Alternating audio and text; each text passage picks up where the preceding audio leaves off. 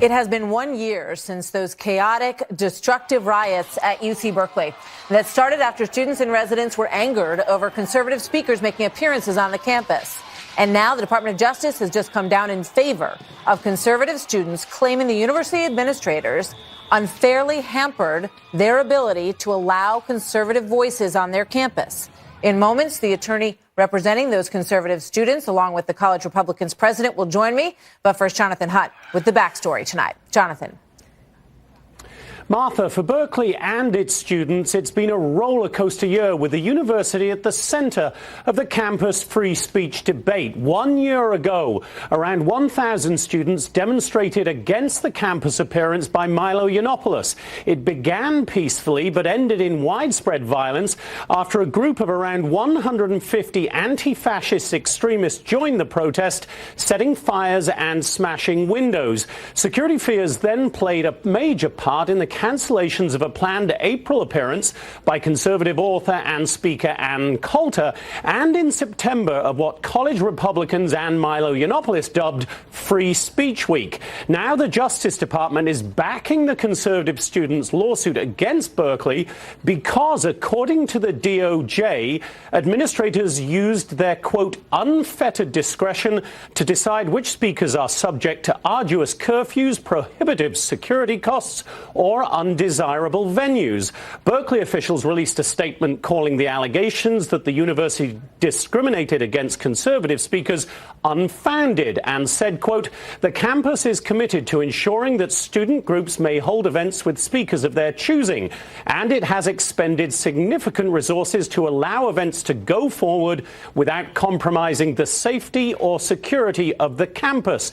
And Berkeley's new chancellor, aware no doubt of the physical and reputational damage done as a result of last year's violence, has called on all students to be tolerant and, if they disagree with an invited speaker's views, to protest peacefully and to honor Berkeley's free speech tradition. Many Republicans on campus, Martha, appear to feel the chancellor's plea is hypocritical, and Berkeley needs to be reminded by the courts of its free speech obligations. Martha?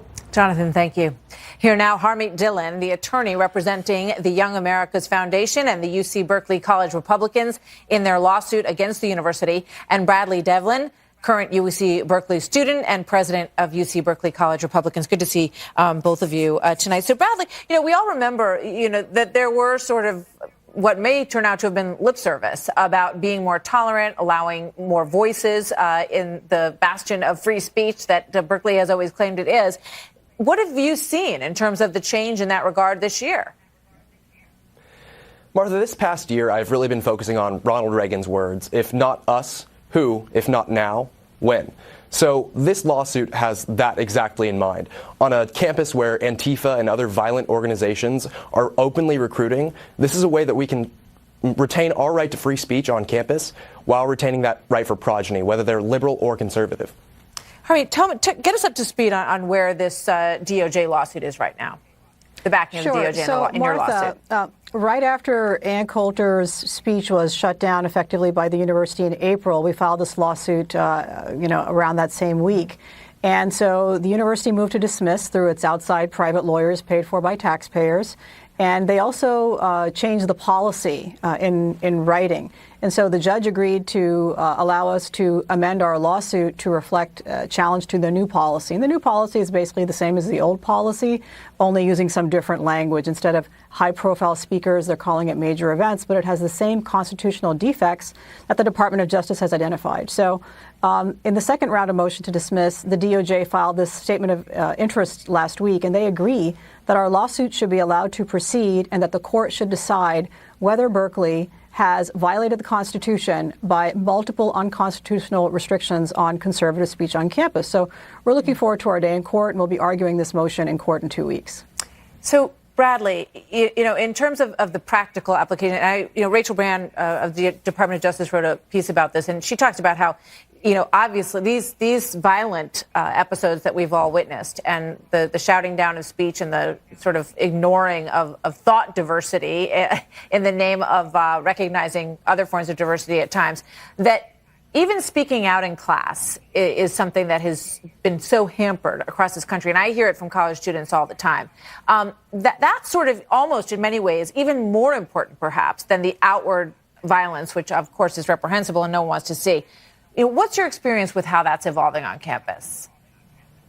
Absolutely. I've seen it time and time again with members of my club. They come up to me and they say, gosh, I wrote a paper that has a neo-realist perspective on international relations. I wrote a conservative lens paper, and I've consistently been marked down compared to my peers. And I asked them, is there any way we can go forward and pursue this with the professors? That happened to me first semester of my freshman year in an international relations class. I challenged it with the GSI, the graduate student instructor who's in charge of preliminary grading, and the professor came back and gave me a higher grade. There are ways that we can disempower these radical leftist GSIs and go to the professors and maybe get a better grade and keep challenging them over and over and over again. Yeah, I mean, there's so many. I heard a sad story actually last night about a young woman, very bright woman at a major university in the Midwest who wanted to be a political science major and literally halfway through freshman year said, I can't do it. I can't do it. I'm going to switch my major. That's heartbreaking. A university experience, Harmeet, should be obviously a place where there's a lot of different viewpoints presented, and the debate over them helps you form your own opinions as a student.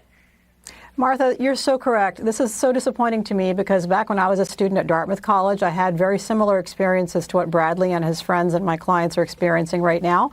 30 years later, I think the election of President Trump was used as a trigger by many universities around the country to really crack down. So we've heard of students being told not to speak about the president's victory. We've been told that it's racist to talk about border security on campus.